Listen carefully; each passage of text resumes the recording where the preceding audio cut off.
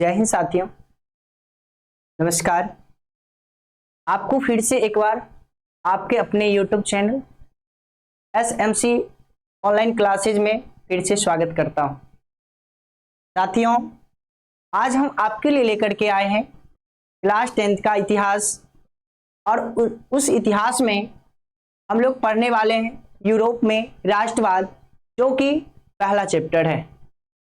हमने पिछले कुछ क्लासों में यूरोप में राष्ट्रवाद के अंतर्गत कुछ टॉपिक को कवर किया था। यूरोप में राष्ट्रवाद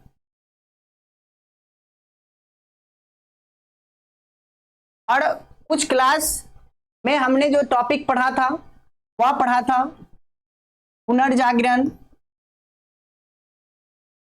पुनर्जागरण। उसके बाद हम लोगों ने पढ़ा था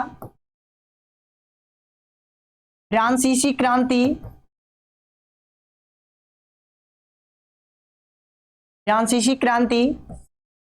हमने पढ़ा था वियना सम्मेलन। हमने आगे कवर किया था जुलाई 1830 ईस्वी की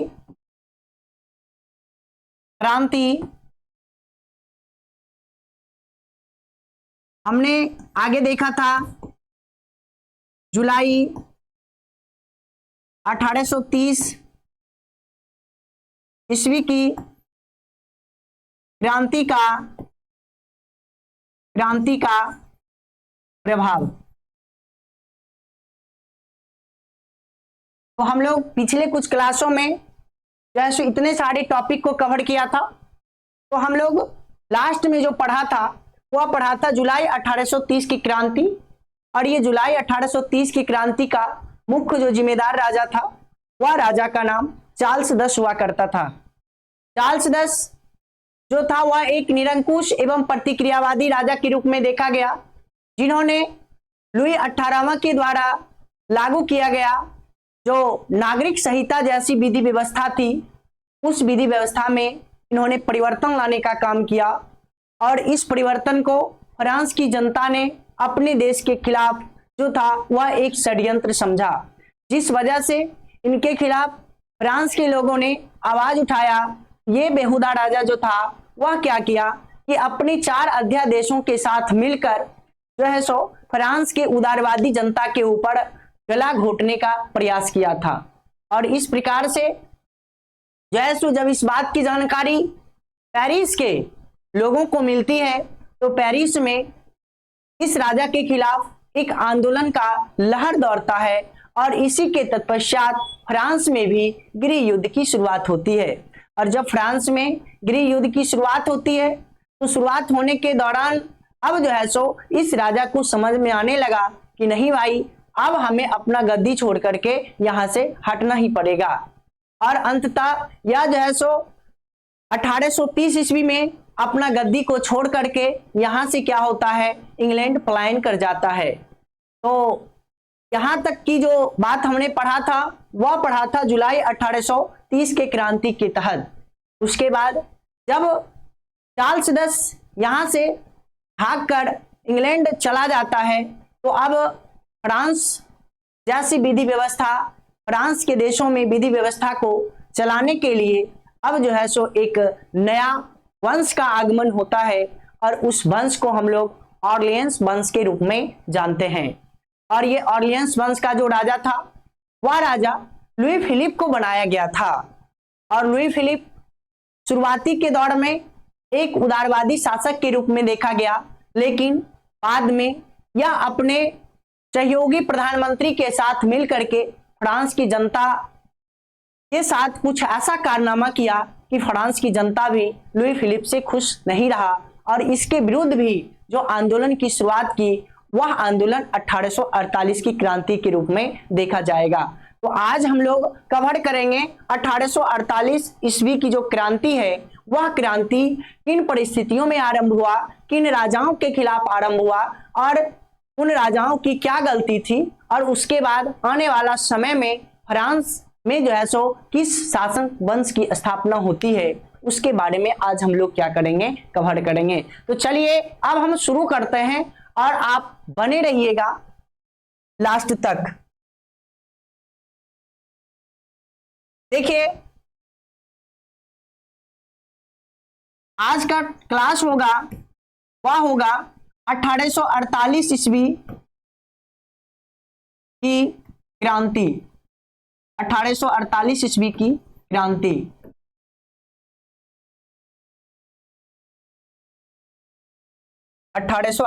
ईस्वी की क्रांति। तो यहां से आपको समझ में आना चाहिए। चलिए देखते हैं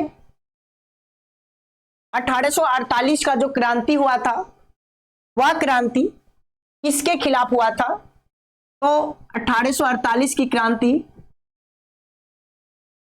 क्रांति लुई फिलिप के खिलाफ हुआ था। इस राजा के खिलाफ हुआ था, लुई फिलिप के खिलाफ हुआ था, लुई फिलिप के खिलाफ हुआ था।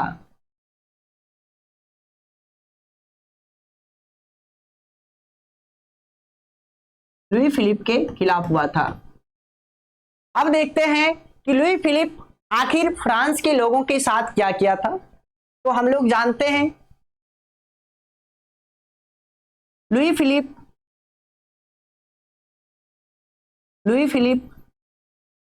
एक उदारवादी शासक था, एक उदारवादी शासक था।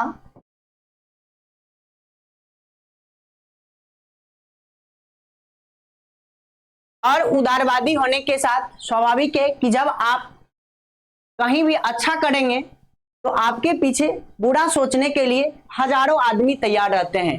तो इन्होंने जो है सो लुई फिलिप एक उदारवादी शासक था। इन्होंने अपने विरोधियों को खुश करने के लिए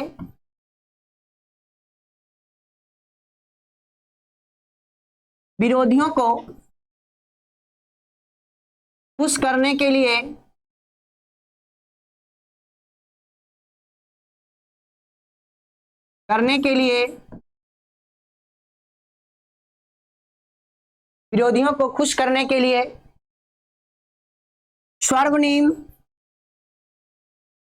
सर्वनिम्न मध्यम वर्गीय नीति का अवलंबन किया। सर्वनिम्न मध्यम वर्गीय नीति का अवलंबन किया। अवलंबन का मतलब क्या होता है, शुरुआत किया। सर्वनिम्न मध्यम वर्गीय नीति का अवलंबन किया। नीति की शुरुआत किया। आपको यहां तक समझ में आना चाहिए कि लुई फिलिप शुरुआती के दौर में कैसा था और बाद में इन्होंने क्या गलतियां की थी। तो इन्हें गलती का सजा क्या मिला वो बाद में हम लोग देखेंगे। तो यहां पर जानते हैं कि लुई फिलिप एक उदारवादी शासक था और इन्होंने अपने विरोधियों को खुश करने के लिए सर्वनिम्न मध्यम वर्गीय नीति का अवलंबन किया। और इसी के साथ 1840 ईस्वी में गीजो को प्रधानमंत्री नियुक्त किया। गीजो को प्रधानमंत्री नियुक्त किया।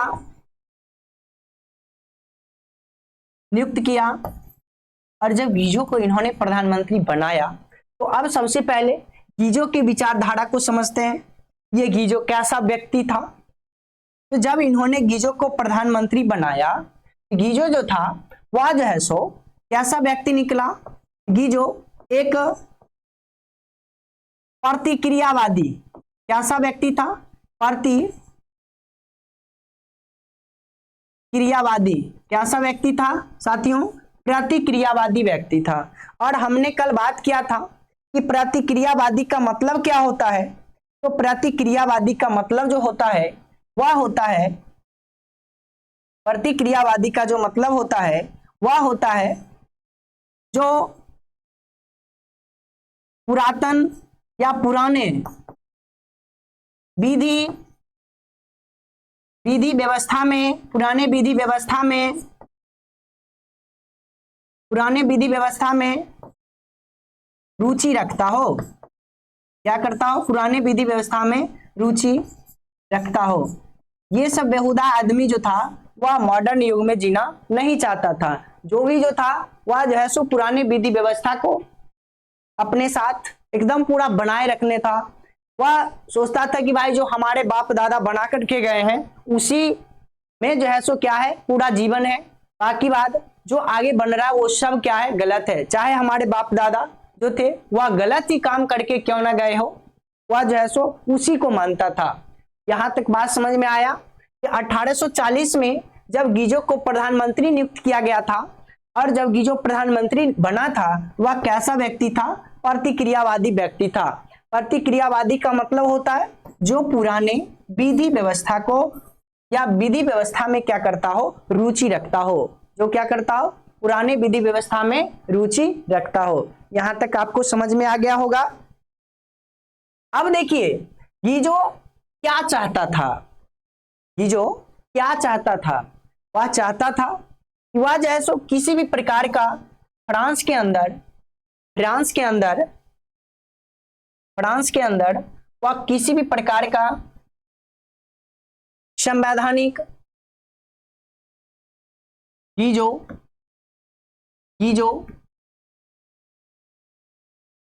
किसी भी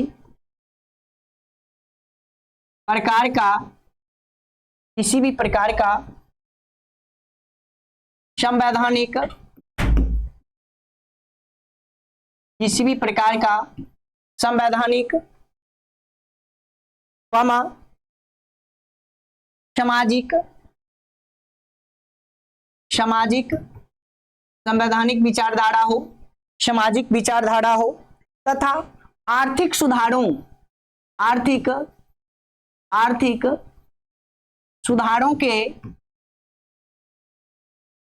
के वह विरुद्ध था। आर्थिक सुधारों का वह क्या था? विरुद्ध था। अब कहने का मतलब है कि देखो कि गीजो ये नहीं चाहता था कि हमारे देश में किसी भी प्रकार का संवैधानिक मतलब नियम कानून, जो नया नियम कानून होता है जो देश के हित में होता है, वह नहीं चाहता था कि फ्रांस में वह लागू किया जाए। वह जो है सो सामाजिक को भी जो है सो मतलब देखना नहीं चाहता था और साथ ही साथ जो आर्थिक सुधार हुआ करता है वह आर्थिक सुधार का भी क्या था? वह विरुद्ध था। इस प्रकार से जो है सो देखिए इसमें लुई फिलिप का कोई गलती नहीं है। गलती तो किसका है? वह राजाओं मतलब इसका प्रधानमंत्रियों का है। और लेकिन गलती तो राजा का भी है क्योंकि ऐसे व्यक्ति को वह प्रधानमंत्री बनाया ही क्यों? ठीक है, ऐसे व्यक्ति को वह प्रधानमंत्री बनाया ही क्यों? तो चलिए जो भी समझ हो सकता है, कोई रिश्तेदार हो इसका। ठीक है, तो अब देखिए आगे जो है सो हम लोग देखते हैं कि वह विरुद्ध था। तो विरुद्ध के बाद जो है सो उन्होंने क्या किया? जब इतना सब कुछ किया तो इसी बीच में लुई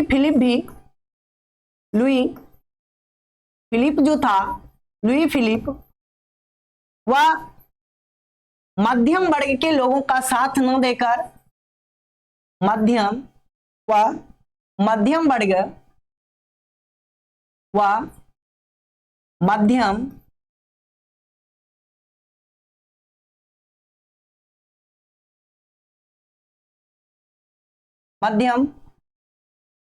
के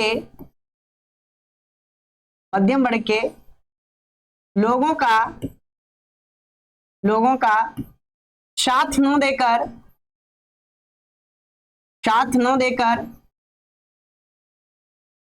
देकर वह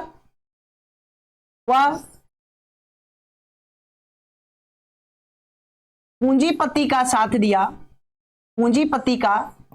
साथ दिया। अरे बेहुदा, राजा तुमको बनाया मध्यम वर्गीय लोग और साथ दे रहे हो रुपया पैसा वालों का, तो इस प्रकार से मध्यम वर्गीय लोग तुम्हें कभी माफ नहीं करेगा, ठीक है ना। और जब माफ नहीं करेगा बउआ तुम्हारा होगा क्या वो खुद समझो, ठीक है। तो इस आधार से लुई फिलिप जो था वह मध्यम वर्ग के लोगों का साथ न दे करके वह क्या किया था, पूंजीपति का साथ दिया। तो स्वाभाविक है कि अब यहां से तुम्हारा दिन खराब है, ठीक है ना। कहता है ना कि जब लोमड़ी का मतलब दिन, मरने का दिन जब नजदीक आता है तो वह क्या किधर भागता है, शहर की ओर, ठीक है। उसी प्रकार से अब जो है सो इसको राजा बनने का जो सपना था ना वह सपना पूरा हो चुका है। और अब यहां से फ्रांस की जनता क्या करेगी, इसको उठा करके इतना दूर फेंक देगा कि फिर ये दोबारा फ्रांस की राजनीति में नजर तक भी नहीं आएगा। अब देखो समस्याएं क्या होने लगी इसके शासनकाल में। इसके शासनकाल में भूखमरी,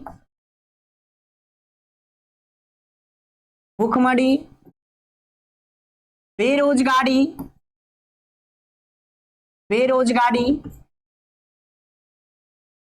ठीक है, भूखमरी, बेरोजगारी, ये सारी समस्या जो था वह जो है सो होने लगा। इसके शासनकाल में क्या क्या देखने के लिए मिला, भूखमरी देखने के लिए मिला और बेरोजगारी देखने के लिए मिला, ठीक है। उसके बाद देखो जब इतना सब कुछ हो गया, जब वहां के लोग भूख यानी भोजन के बिना क्या होने लगे, मरने लगे, रोजगार नहीं मिलने लगा, लोग जो है सो रुपया पैसा कमाने का जो है सो इनके पास कोई साधन नहीं बचा, तो अब जो है सो यहाँ के लोग क्या करेंगे। अब देखिए आगे इन्होंने जो है सो जिसके कारण से जो सुधारवादी व्यक्ति था, जब ये समस्या उत्पन्न हुई तो सुधारवादियों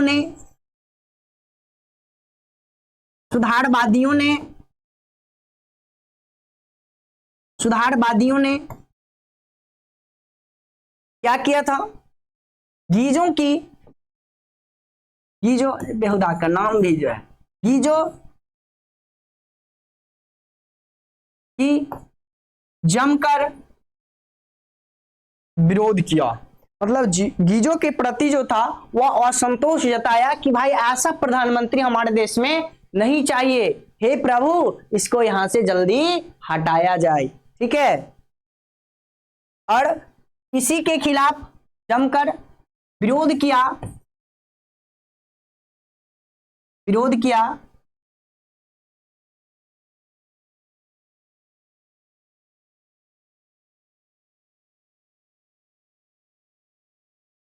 किया और लोगों ने यह बताया कि भाई देखो हम लोगों के पास कितनी पावर है, ठीक है। तुम एक प्रधानमंत्री होने के बजाय जो है सो लोगों को भोजन नहीं करवा सकता है, लेकिन हम देखो किस तरह से आज क्या कर रहे, तुम्हारे खिलाफ भोज का आयोजन कर रहे हैं। और इन्होंने क्या किया, 22 फरवरी गीजो के विरुद्ध गीजो के विरुद्ध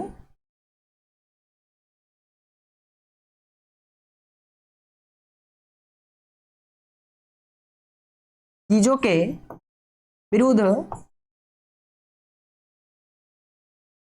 22 फरवरी 1848 ईस्वी को 1848 ईस्वी को पेरिस में 1848 ईस्वी को पेरिस में थियर्स एक था, थियर्स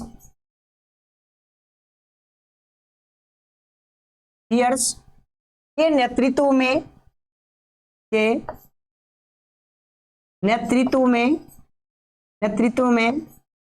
भोज समझ में आ रहा होगा, भोज का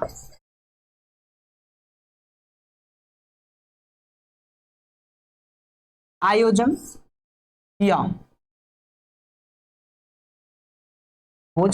किया, जगह जगह अवरोध उत्पन्न किए गए, ठीक है, जगह जगह अवरोध उत्पन्न किया गया।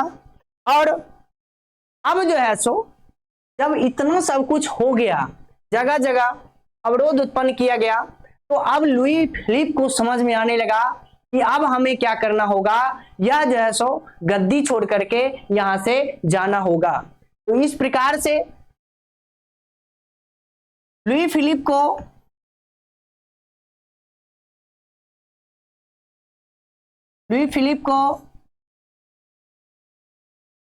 समझ में आ गया था कि अब हमें जो है सो क्या करना है, गद्दी छोड़ करके यहां से भागना पड़ेगा। और उन्होंने जो है सो 24 फरवरी लुई फिलिप को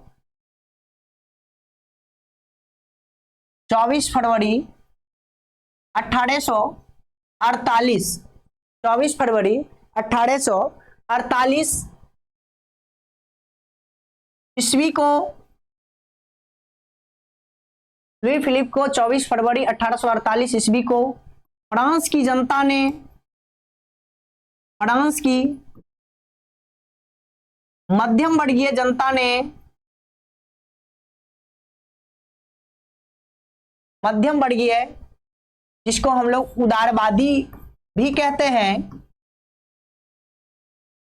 मध्यम वर्गीय या उदारवादी जनता ने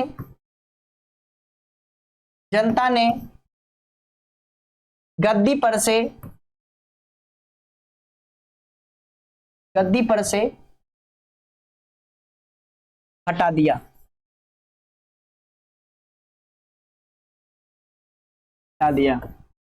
ठीक है।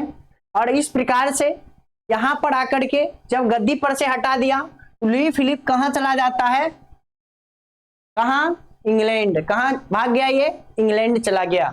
और इस प्रकार से ये हमने देखा 1848 की क्रांति। ठीक है साथियों, आपको समझ में आ गया होगा, नहीं समझ में आया तो फिर एक बार मैं इसको पुनः जो है सो अपने माध्यम से इसको स्पष्ट करता हूं कि 1848 की जो क्रांति थी वह क्रांति क्या था। 1848 की क्रांति लुई फिलिप के खिलाफ हुआ था। शुरुआती के दौर में लुई फिलिप एक उदारवादी और एक अच्छा शासक के रूप में देखा गया, लेकिन इन्होंने जो है सो अपने विरोधियों को खुश करने के लिए सर्वनिम्न मध्यम वर्गीय नीति का अवलंबन करते हुए 1840 में गीजो को प्रधानमंत्री नियुक्त किया। गीजो एक कट्टर प्रतिक्रियावादी व्यक्ति था और यह किसी भी प्रकार का संवैधानिक, सामाजिक और आर्थिक सुधार फ्रांस के अंदर नहीं चाहता था। ठीक है, यहां तक बात समझ में आ गया। इसके शासनकाल में भूखमरी, बेरोजगारी जैसी समस्या उत्पन्न होने लगी, जिस वजह से उदारवादी लोगों ने, मध्यम वर्गीय लोगों ने जो है सो इसके खिलाफ क्या किया, आंदोलन शुरू किया।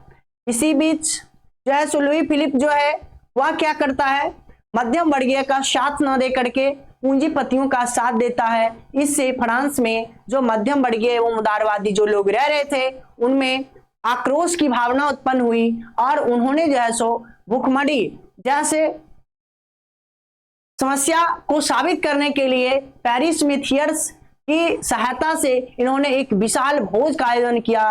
कहा, तुम राजा होकर के देश की जनता की सेवा नहीं कर सकते हो, देखो मैं जनता हूं और जैसो हम लोग अपने आप में कितना शक्तिशाली हैं, कितना मजबूत है, इस भोज के माध्यम से उन्होंने दर्शाने का काम किया था। और जगह जगह अवरोध भी उत्पन्न किया गया था, इसके खिलाफ आवाजें उठाई गई थी और अंततः जो है सो लुई फिलिप को समझ में आता है कि अब हमें गद्दी छोड़ करके यहां से क्या करना होगा, भागना पड़ेगा। और वह जो है सो 24 फरवरी 1848 को वह जो है सो फ्रांस की गद्दी छोड़ करके यहां से क्या करता है, वह इंग्लैंड पलायन कर जाता है। अब इसी 1848 की क्रांति में दो दल, ठीक है, एक जो है मतलब बताया जाता है कि जो है सो एक सुधारवादी, एक क्या था, दो दल, एक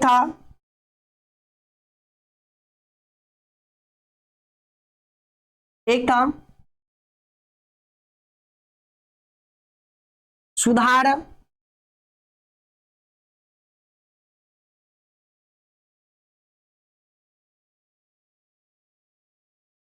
सुधारवादी तथा तथा एक था उदारवादी, उदारवादी, ठीक है। एक था सुधारवादी और दूसरा था उदारवादी। सुधारवादी में अलग नेता थे और उदारवादी में अलग नेता थे। सुधारवादी में जो है सो नेता कौन था?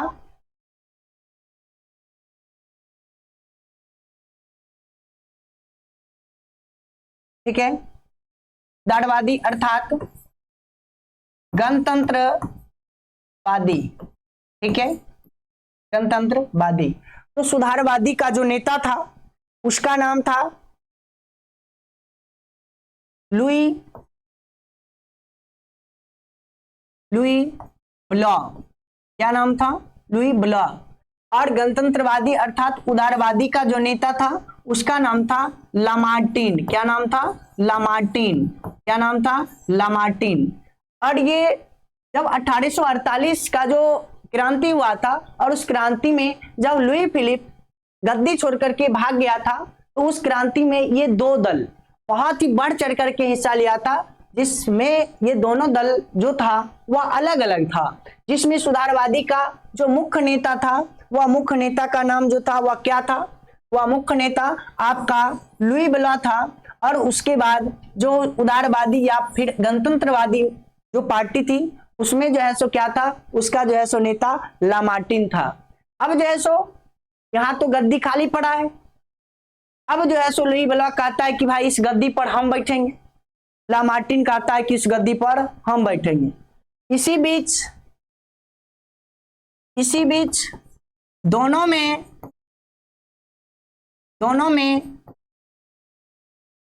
मतभेद होता है। दोनों में मतभेद होता है और इसी का फायदा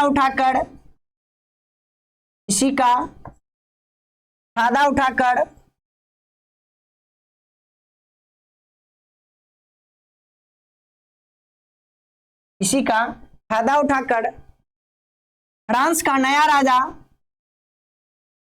नया शासक, फ्रांस का नया शासक लुई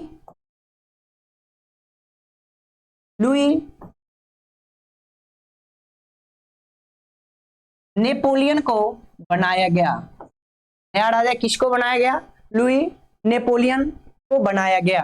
ठीक है, तो इस प्रकार से ये 1848 का जो क्रांति था वह समझ में आया। उसके बाद फ्रांस का 1848 में ही फ्रांस का नेशनल असेंबली ने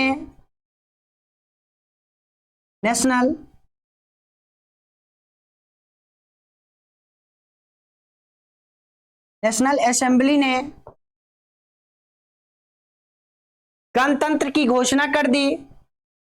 नेशनल असेंबली ने गणतंत्र की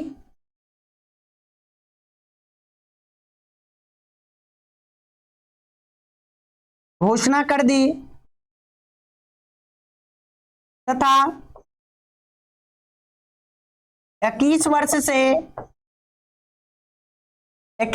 से नेशनल असेंबली ने गणतंत्र की घोषणा कर दी। और जो 21 वर्ष से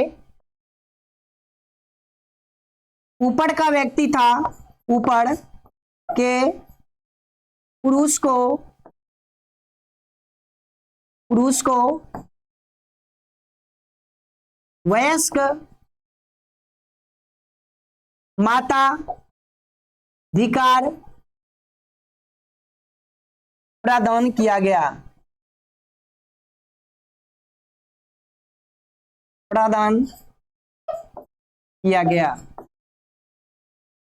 ये बात था हमारा 1848 के जो क्रांति हुआ था उस क्रांति की।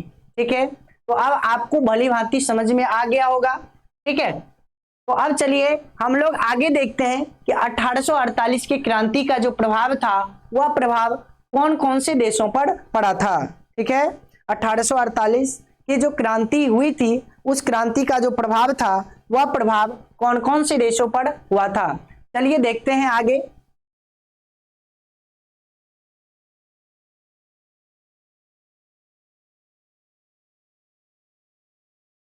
1848 के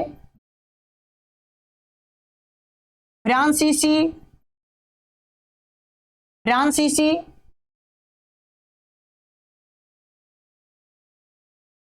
क्रांति के प्रभाव,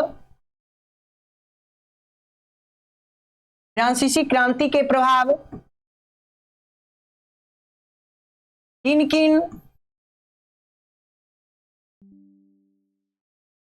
किन देशों पर हुई, किन किन देशों पर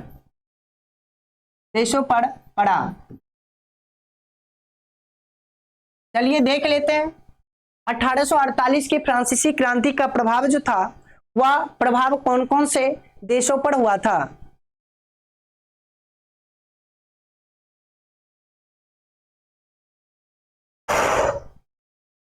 गर्मी बहुत ज्यादा है यार। देखिए इसमें क्या था, इटली, कौन सा देश था, इटली, उसके बाद था जर्मनी, उसके बाद था ऑस्ट्रिया, उसके बाद था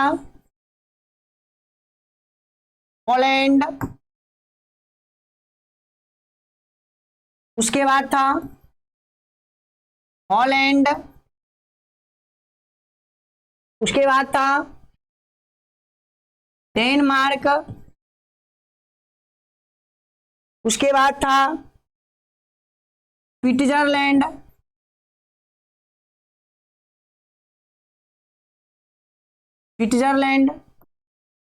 ठीक है, उसके बाद था स्पेन, उसके बाद था आयरलैंड। ये सारे के सारे देश 1848 के फ्रांसीसी क्रांति से क्या हुआ था, प्रभावित हुआ था। यहां तक की बात आपको समझ में आ रहा होगा। यहां तक कि इंग्लैंड भी इस क्रांति से क्या हुआ था, प्रभावित हुआ था। इंग्लैंड जैसा देश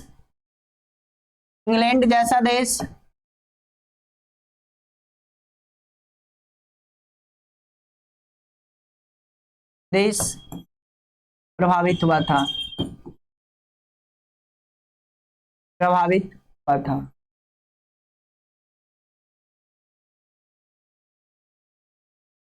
इस प्रकार से हम लोगों ने देखा कि 1848 ये जो फ्रांसीसी क्रांति के तहत ही फ्रांस में जो विधि व्यवस्था था उस विधि व्यवस्था को एक गणतंत्रवादी विधि व्यवस्था के अंतर्गत रखा गया और उसके बाद जो है सो वहां का जो राजा बना वह लुई नेपोलियन को बनाया गया और यहाँ की जो नेशनल असेंबली थी वह नेशनल असेंबली ने क्या किया था, गणतंत्र की घोषणा करते हुए जो भी व्यक्ति, जो भी पुरुष, महिला नहीं इसमें शामिल थे, जो भी पुरुष 21 वर्ष से अधिक आयु के थे या 21 वर्ष से ऊपर के आयु के थे उनको वयस्क मताधिकार अर्थात वोट देने का अधिकार प्रदान किया गया और उसके बाद से घोषणा किया गया कि फ्रांस में अब जो है सो नया शासन व्यवस्था अगर होगा तो वह जो है सो शासन व्यवस्था गणतंत्रवादी शासन व्यवस्था होगा और इसमें हर एक लोगों के विचार विमर्श से जो वोट डाल करके नया शासक का क्या किया जाएगा, चयन किया जाएगा। तो ये था हमारा 1848 के क्रांति के साथ ही फ्रांस का जो विधि व्यवस्था था वह विधि व्यवस्था जो है सो एक प्रतिक्रियावादी निरंकुश राजा से हटा करके अब जो है सो एक गणतंत्रवादी और उदारवादी राजा के हाथों में सौंप दिया जाता है। अब हमारा अगला जो टॉपिक होगा वह टॉपिक होगा इटली का एकीकरण। तो अब हम लोग आगे जानते हैं इटली का एकीकरण।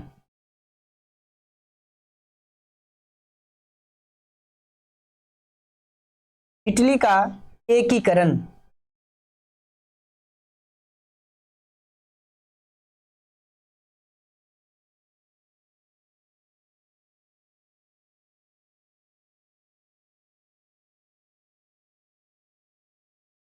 चलिए देखते हैं इटली का एकीकरण, क्योंकि आपको पता होना चाहिए कि इटली जो कि 1815 में जब वियना सम्मेलन हुआ था, और उस वियना सम्मेलन के दौरान जब मेटरनिख युग की शुरुआत होती है, तो मेटरनिख युग की शुरुआत होने के बाद जो है सो इटली को छोटे छोटे पीस में बांट दिया गया था, और मेटरनिख जो था वह अपने पड़ोसी राजा, ठीक है, जो इनके विश्वसनीय राजा थे, उस राजा के हाथों में इस देश की सत्ता को क्या किया था, सौंप दिया था, और कुछ राज्य अपने अधीन भी रखा था, और इसका जो है सो अधिकार वहां पर जो है सो जमा रहा। यहां तक कि उन्होंने जर्मनी को भी अपने अधीन में रखा, और जर्मनी को 39 रियासतों का एक संघ बना करके रखा, जिस पर संपूर्ण जनवरी यानी जर्मनी पर जो है सो क्या था, वह एक अप्रत्यक्ष रूप से जो है सो क्या किया था, अपना अधिकार जमाए हुए रखा था। तो चलिए हम लोग देखते हैं इटली का एकीकरण क्या था।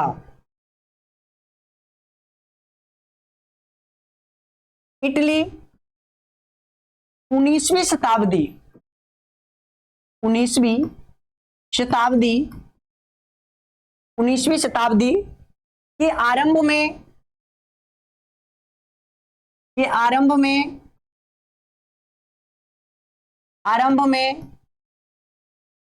क्या था, कैसा था, भौगोलिक अभिव्यक्ति था। कैसा था, एक आरंभ में एक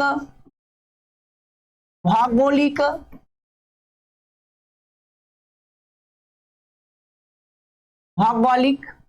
अभिव्यक्ति था।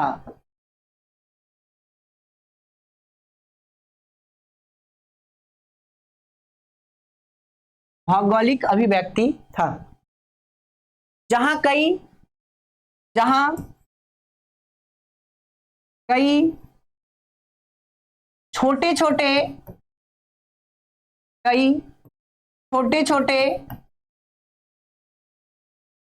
स्वतंत्र राष्ट्र हुआ करते थे, जहां कई छोटे छोटे स्वतंत्र राष्ट्र या स्वतंत्र राज्य हुआ करता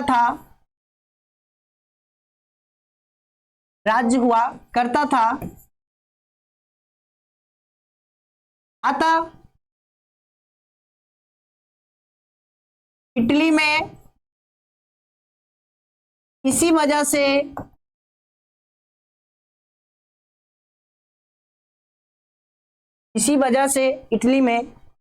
से क्या था, अलगाव का मतलब अलग अलग, अलगाव की भावना थी। कहने का मतलब है कि 19वीं शताब्दी के आरंभ में इटली जो था वह एक क्या था, भौगोलिक अभिव्यक्ति था, जहां कई छोटे छोटे स्वतंत्र राज्य हुआ करता था, और इसी छोटे छोटे राज्य की वजह से सब कहता था कि हम अच्छा है, तो कोई कहता था हम बढ़िया है, हम किसी से शक्ति यानी कम नहीं है, हम इसमें शक्तिशाली हैं, तो दूसर कहता था हम शक्तिशाली हैं। इस प्रकार से वहां पर क्या था, अलगाव की भावना जो है सो वहां पर बना हुआ था। अब इटली के एकीकरण को पढ़ने से पहले हम लोग इसमें देखते हैं कि इटली के एकीकरण की कौन कौन सी समस्याएं थी। वह एक छोटा सा टॉपिक जो हमारे किताब में जो है सो देखा जाता है, या तो इटली का एकीकरण की समस्या पूछे या फिर जर्मनी के एकीकरण की समस्या पूछे, ये दोनों में से एक क्वेश्चन हर बार बिहार बोर्ड क्या करता है, कवर करता है। तो हम इसमें देखेंगे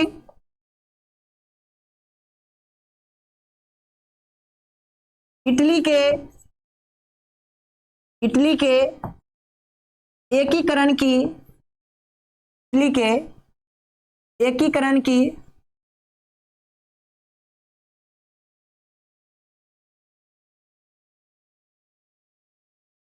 समस्याएं,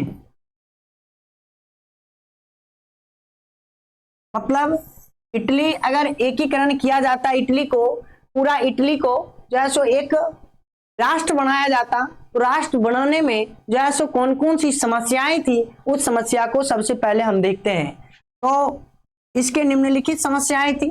पहला, इटली अनेक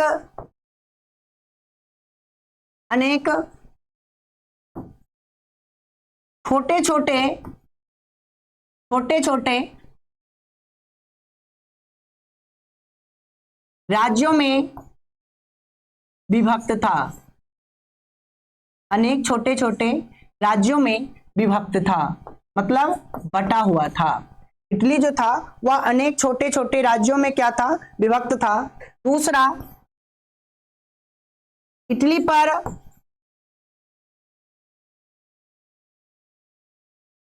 विदेशी नीति का हस्तक्षेप था।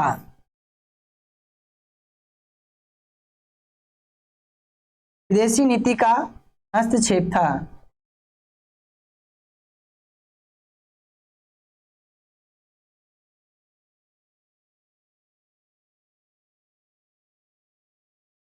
इटली पर विदेशी नीति का क्या था, हस्तक्षेप था। उसके बाद इटली की राजधानी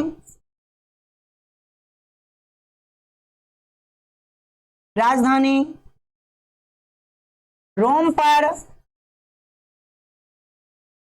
पोप का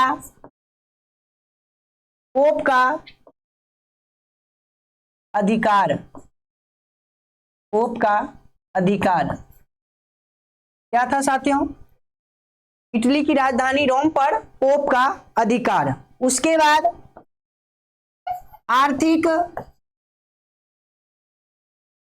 एवं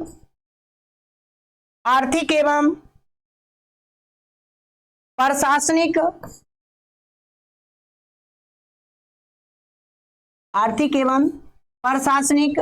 विसंगतियां,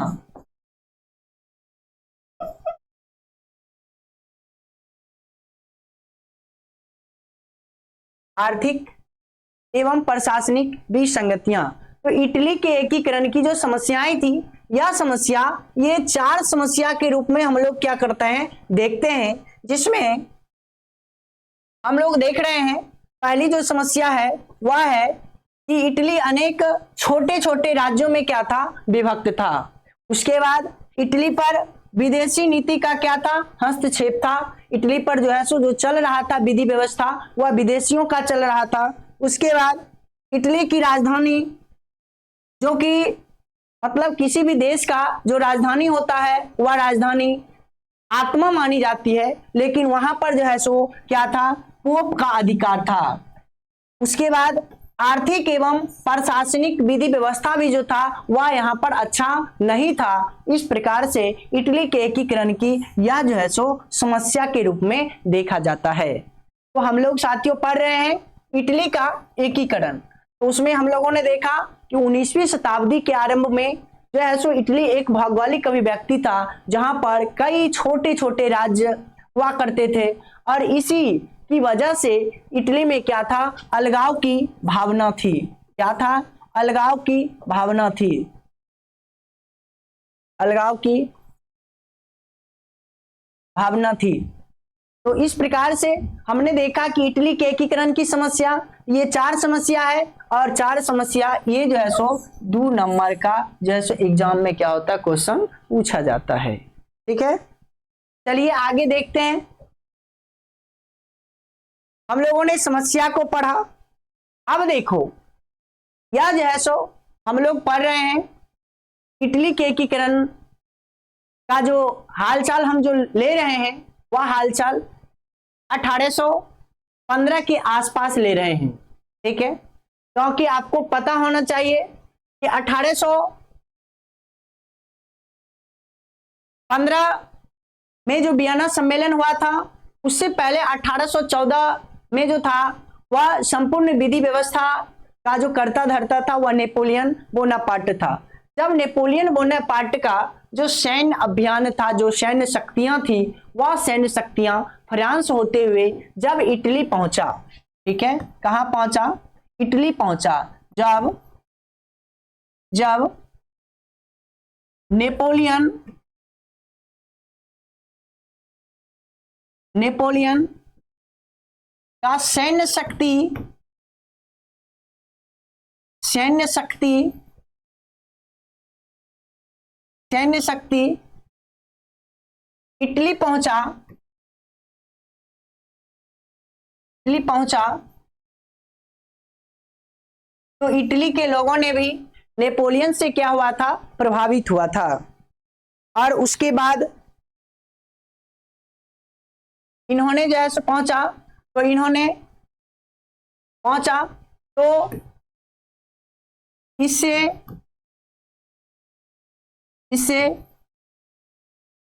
इटली के लोगों को या इटली के लोगों में खुशी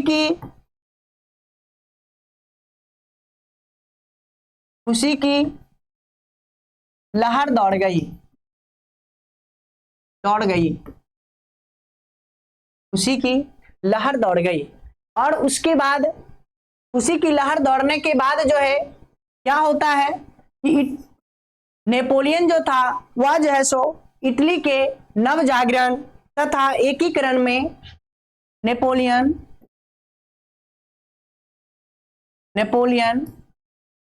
नव जागरण एवं एकीकरण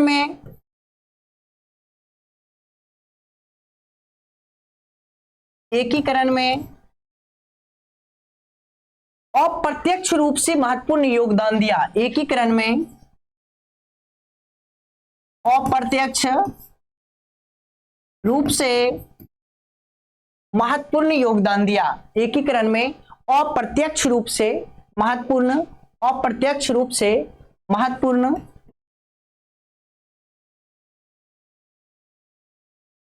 महत्वपूर्ण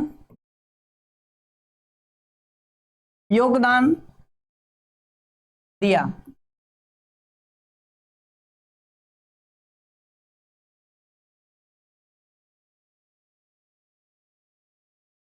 नेपोलियन नवजागरण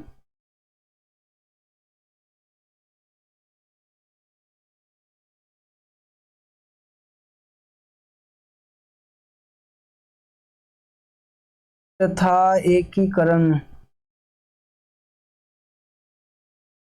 जागरण तथा एकीकरण में अप्रत्यक्ष रूप से महत्वपूर्ण योगदान दिया। और इन्होंने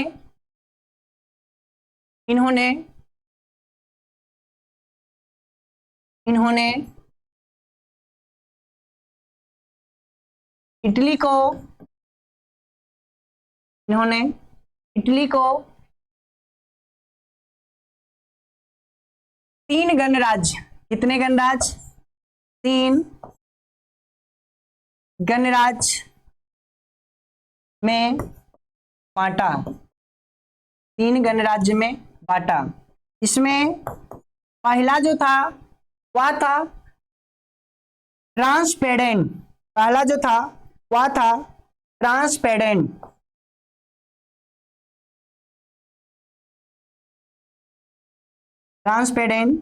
दूसरा जो था वह था सिस्पाइन,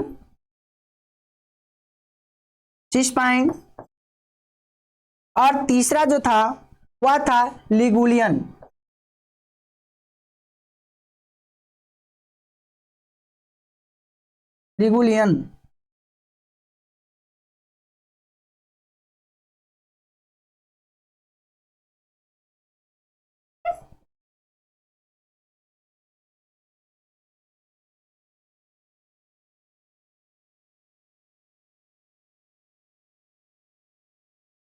ठीक है, ये 3 गणराज्य में जो है सो क्या किया, उन्होंने जो है सो विभक्त किया। इसी दौरान समय आ गया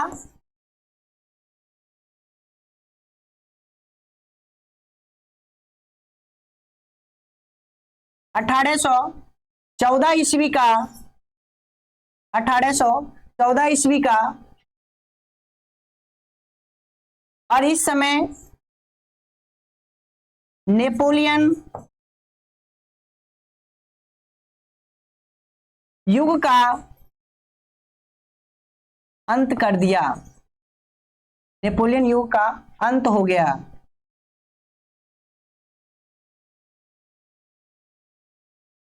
नेपोलियन युग का अंत हो गया।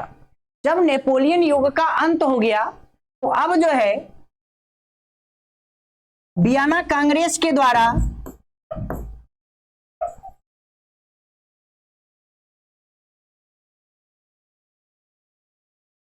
वियना कांग्रेस के द्वारा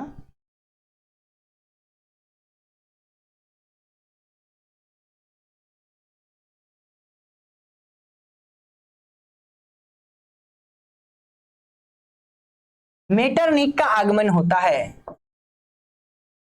वियना कांग्रेस के द्वारा मेटरनिक का आगमन होता है।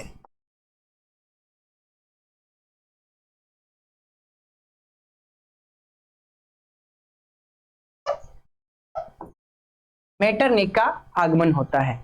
जब मेटरनिक आती है तो इटली को अब 3 से उन्होंने जो है सो 2 गणराज्य में क्या किया, स्थापित किया।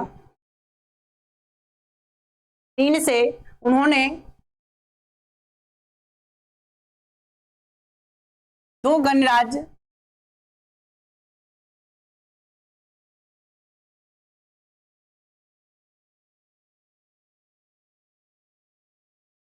मेटरनिक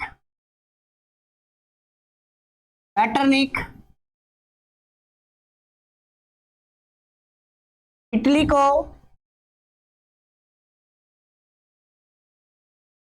मेटरनिक इटली को मेटरनिक इटली को 3 से 2 गणराज्य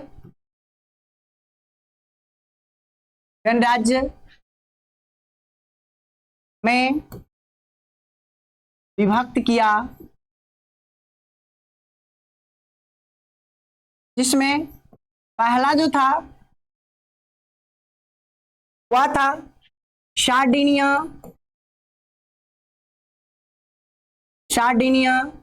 और दूसरा जो था वह था पिडमाउंट। ठीक है, पहला बना सार्डिनिया और दूसरा क्या था, पिडमाउंट। इस प्रकार से जैसो इसी काम के द्वारा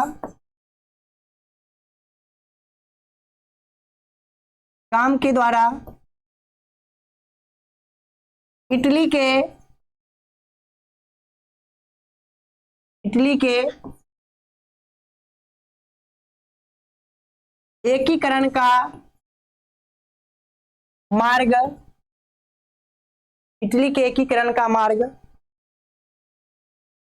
साफ हो जाता है।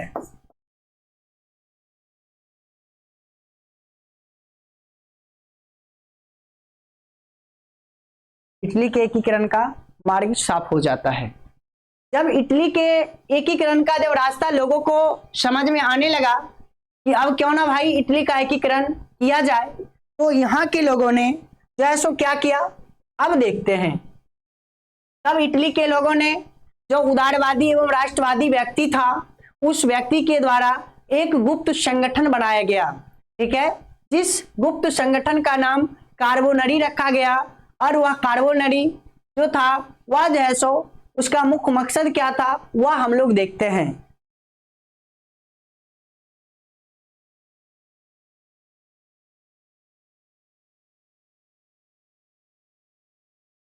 गर्मी सिद्धार्थ।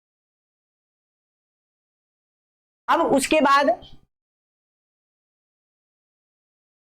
इटली में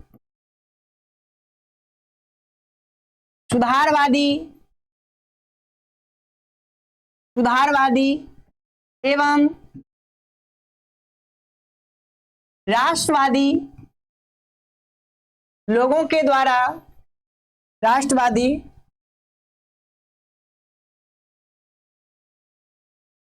लोगों के द्वारा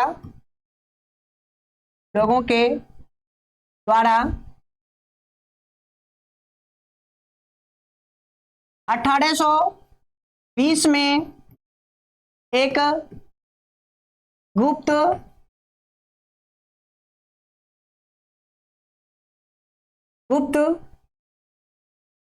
पुलिस संगठन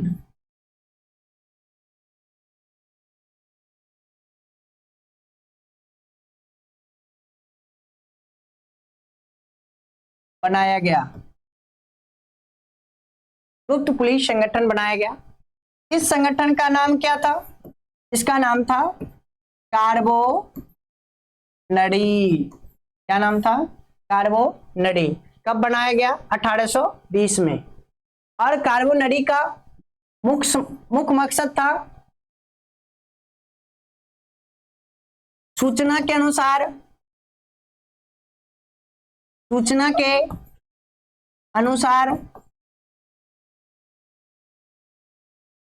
छापामार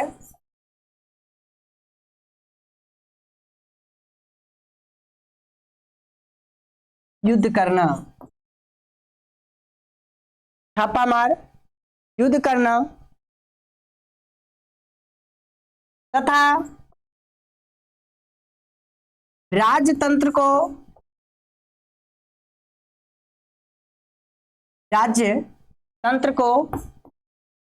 नष्ट करना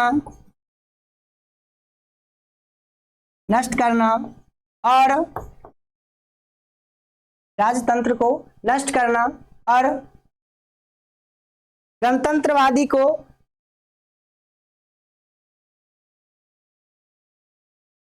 गणराज्य की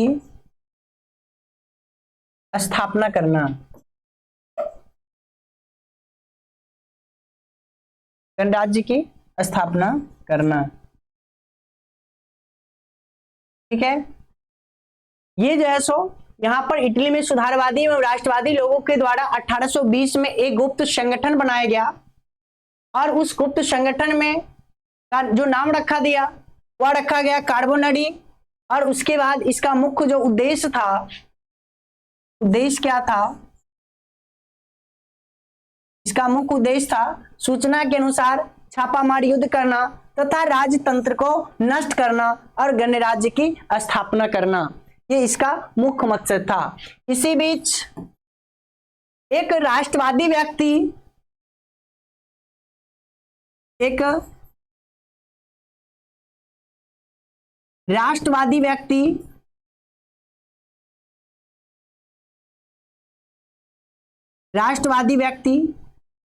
जोसेफ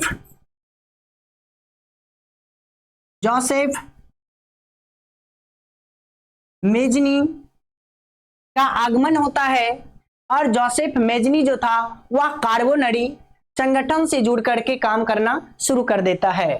जोसेफ मेजनी का आगमन तथा कार्बो नडी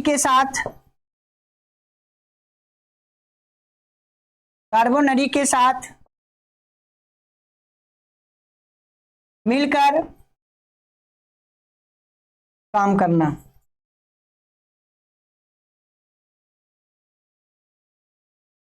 शुरू किया। यहां तक आपको भली भांति समझ में आ गया कि किस प्रकार से इटली में भी जो एकीकरण जो होने का जो एक रास्ता था वह रास्ता किस प्रकार से सुधारवादी एवं राष्ट्रवादी लोगों के द्वारा अपनाने की कोशिश की जा रही है। ये बात समझ में आ गई होगी दोस्त। अब जो है सो हम लोग आगे देखते हैं कि मेजनी जो है वह इटली के राष्ट्रवाद आंदोलन में जो है सो किस प्रकार से भूमिका निभाया। इसी जगह छोटा सा पॉइंट बना के हम इसी में कवर करते हैं। उन्होंने 1830 के फ्रांसीसी क्रांति का प्रभाव देखते हुए, ठीक है, गणतंत्रवादी लोगों के साथ मिलकर राष्ट्रवादी लोगों के साथ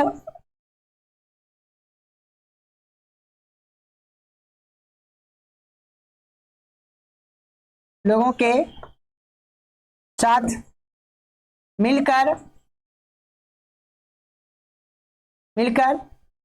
मैटरनिक के खिलाफ मैटरनिक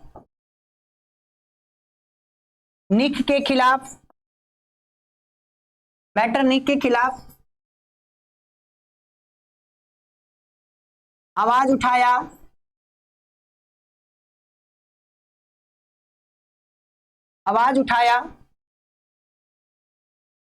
जिसे मैटरनिक ने दबाने का प्रयास किया और अंततः जो है सो इस राष्ट्रवादी आंदोलन को फिर से मैटरनिक के द्वारा क्या होता है, दबा दिया जाता है, जिसमें मेजनी जो है सो असफल होता है और यह जो है सो मेजनी इटली को छोड़ करके यहाँ से क्या होता है, पलायन कर जाता है।